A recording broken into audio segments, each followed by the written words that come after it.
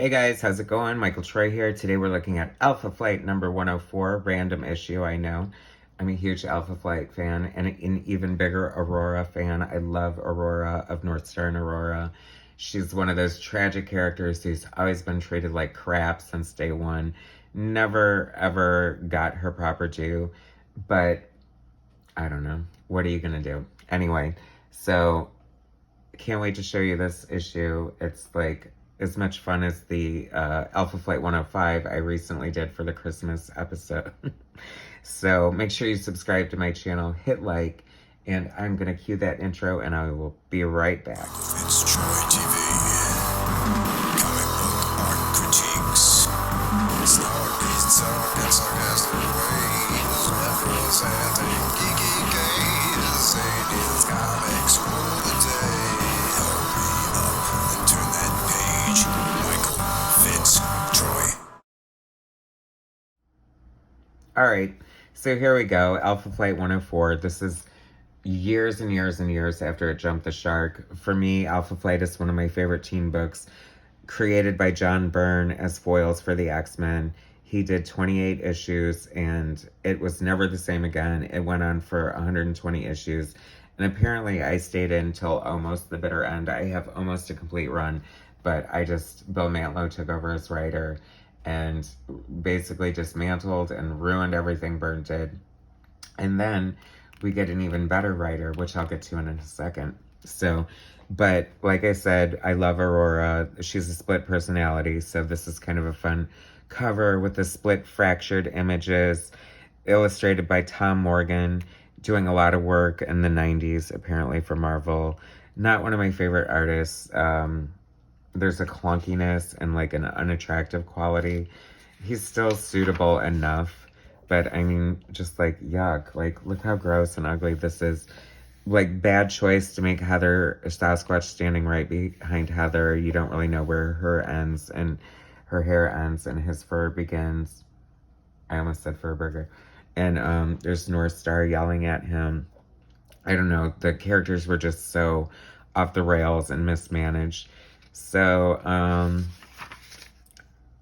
don't know. This is Alpha Flight fighting, which seems pretty par for the course. I don't ever recall them getting along very well. And I don't know, lots of wackiness ensuing. Here's the credits. So Scott Lobdell is the writer. We all know that icky person who's revealed himself to be just as bad of a person as he is a writer. And I have no hesitancy saying that. I thought he ruined the X-Men. It was just such a gross rehash, bastardization of what Chris Claremont did. Tom Morgan is the illustrator.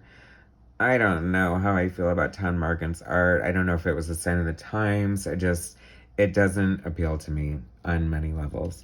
Bob Sharon is the colorist. He's fine. Janice Chiang, I love her lettering. She's such a great letterer, like instantly recognizable. Before the days of color lettering or computer lettering, when they actually lettered on the actual art boards, which, you know, makes me 100 years old, but I don't care. Bobby Chase, great editor.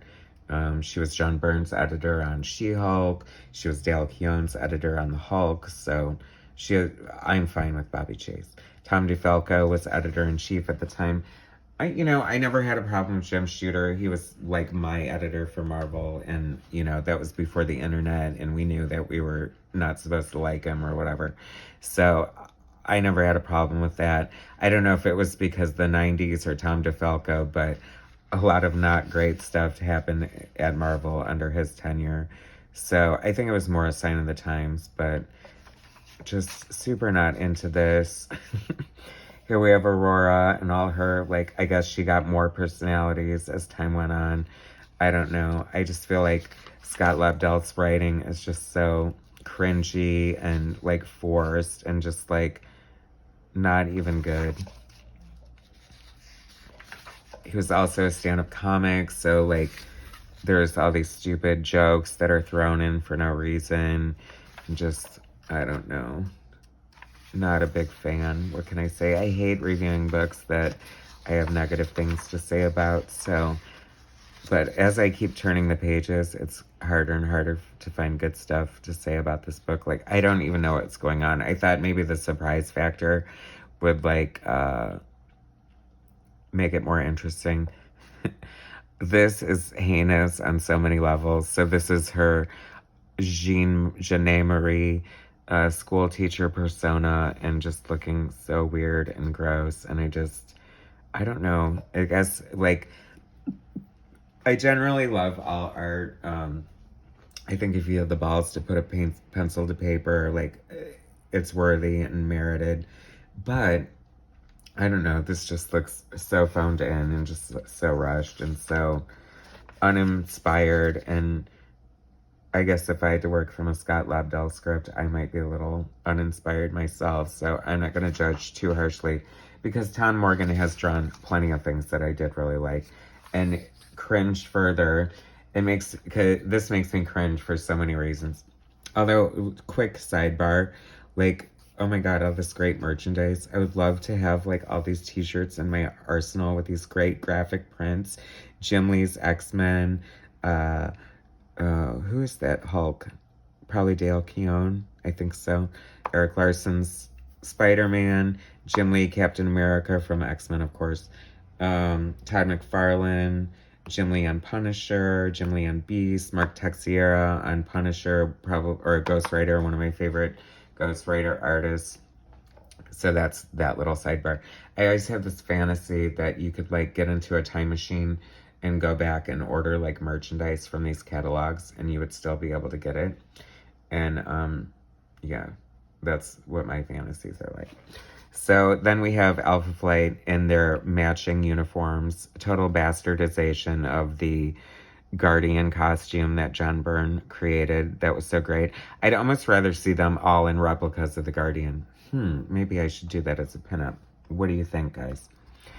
But then it's kind of fun and nostalgic in the same sense.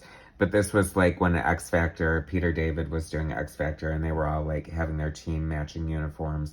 Even Claremont did it in the X-Men, where he gave them all, and I loved it because they all were, like, skin tight and super sexy and so, like, inappropriate by today's standards.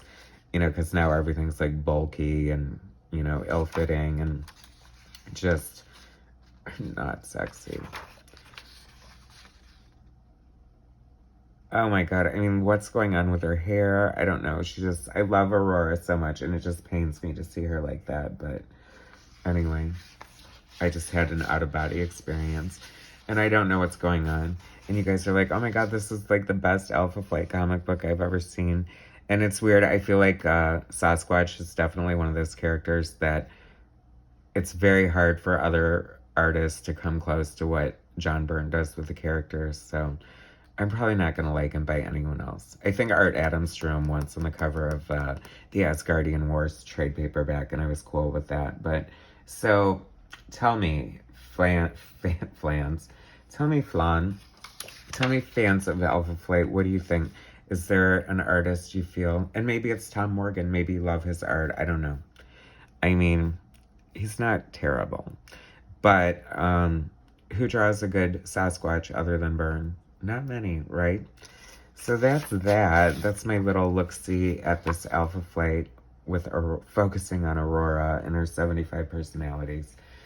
Oh, Aurora, you need your due. Alpha Flight needs its due. Alpha Flight needs, like, a comeback like nobody's business. I always swear up and down that Alpha Flight is the next big franchise waiting to happen at Marvel, and it just needs to be done correctly. Nothing is beyond repair. Am I wrong? Anyway, thanks so much for watching. Please subscribe to my channel, hit like, share my content, and I'll bring you some more later. Thanks, guys.